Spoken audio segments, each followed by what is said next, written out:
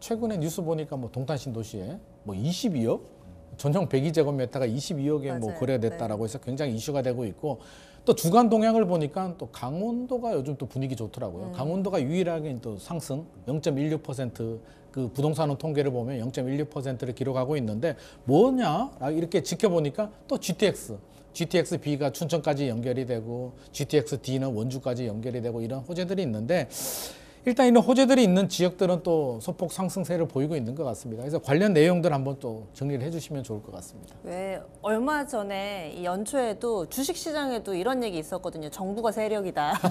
정부가 세력이다. 예, 부동산도 그런 게 아닐까라는 생각이 들 정도로 이렇게 침체되어 있는 부동산 시장의 유일한 빛, 한 줄기 빛처럼 마치 GTX 호재가 있는 지역들은 조금은 다른 그런 면모를 나타내고 있습니다. 지난 7일이었습니다. 이 GTX B 노선 착공 기념식이 있었는데요.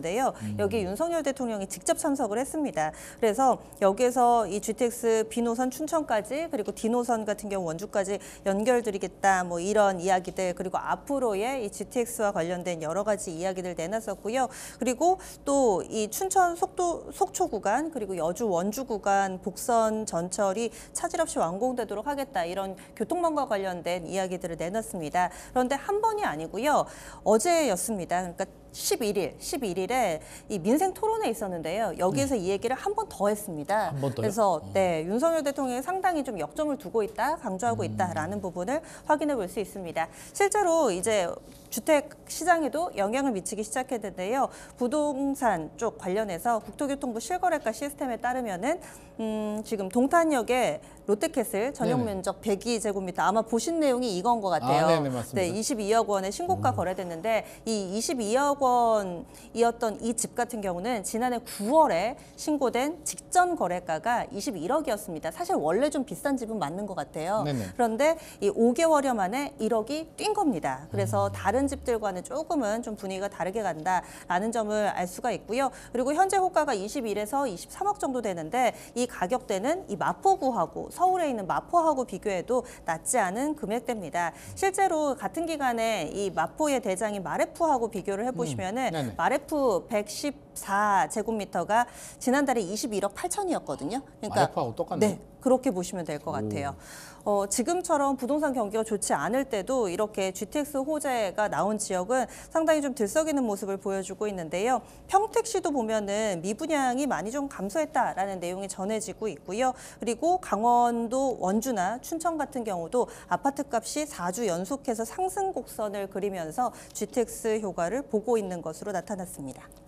GTX 힘이 어마어마한 것 같습니다. 그러니까요. 하지만 네. 우리가 또 너무 흥분만 해서는 안 될 것 같습니다. 이게 과거 사례를 보더라도 이게 개통이 끝나고 나면 또 집값이 이제 호재가 끝나는 거잖아요. 기대감이 없어지면서 집값 상승이 또 주춤하는 경향이 있기 때문에 너무 흥분하지 마시고 이제 GTX 호재가 얼마나 남아 있는지 우리가 투자를 할 때는 이제 미래 가치, 기대감에 이제 죽고 살고 하는데 이 기대감이 끝나는 건지 소멸이 되는 지역인지 아니면 여전히 남아있는 지역은 좀 판단을 해야 될 것 같고요. 앞서서 박상정 앵커님께서 이제 마포의 랜드마크 마레프하고 가격이 비슷하다. 오히려 마레프보다 비싸다라고 하는데 제 생각은 그렇습니다. 아무리 이게 GTX가 뚫려서 빨리 오더라도 서울의 핵심 지역보다는 또 좋아지는 건 또 다른 문제이기 때문에 실거주 목적이라면 괜찮겠지만 혹시라도 이런 뉴스를 보고 나 빨리 더 추가로 투자해야지라는 조급한 마음보다는 좀 차분하게 미래 가치를 좀 따져볼 필요는 좀 있을 것 같습니다.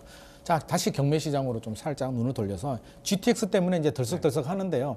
혹시 경매 시장 또 이게 GTX 영향이 있는지 또 호재가 좀 반영된 부분이 있는지 그것도 좀 궁금하네요. 다른 곳에 비해서는 뭐 상대적으로 낙찰가율이 높은 건 맞습니다. 아, 그래요? 네. 근데 이제 전반적으로 전체가 다 그렇다라고 볼 수는 없고요.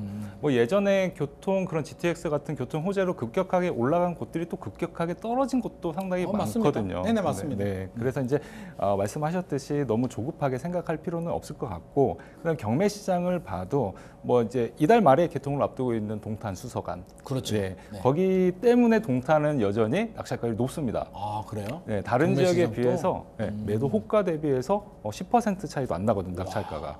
한 5% 싸게 사는 시장입니다, 지금. 그만큼 차이가 별로 없다는 거죠. 근데 예전에 한참 떴던 뭐 인덕원, 의왕, 네. 그다음에 고양, 행신 네네. 이쪽은 아직도 낙찰가율을 보면은 실제 매도 호가 대비 20% 이상 싸게 사고 있는 상황이기도 하고. 거기는 개통까지 아직 시간이 맞습니다. 그러니까 5년 이상 남았으니까. 이게 가시화가 됐냐, 아직 멀었냐, 뭐 이런 것에 따라서도 영향을 많이 받고 있는 것 같습니다. 그러면 반대로 시간이 지나서 네. 한 3년, 5년 후가 되면 또 네. 그런 지역들이 이제 개통이 임박하니까 그렇죠. 또 한 번 더 뜨겁게 그렇죠. 달아오를 수도 있겠네요. 네.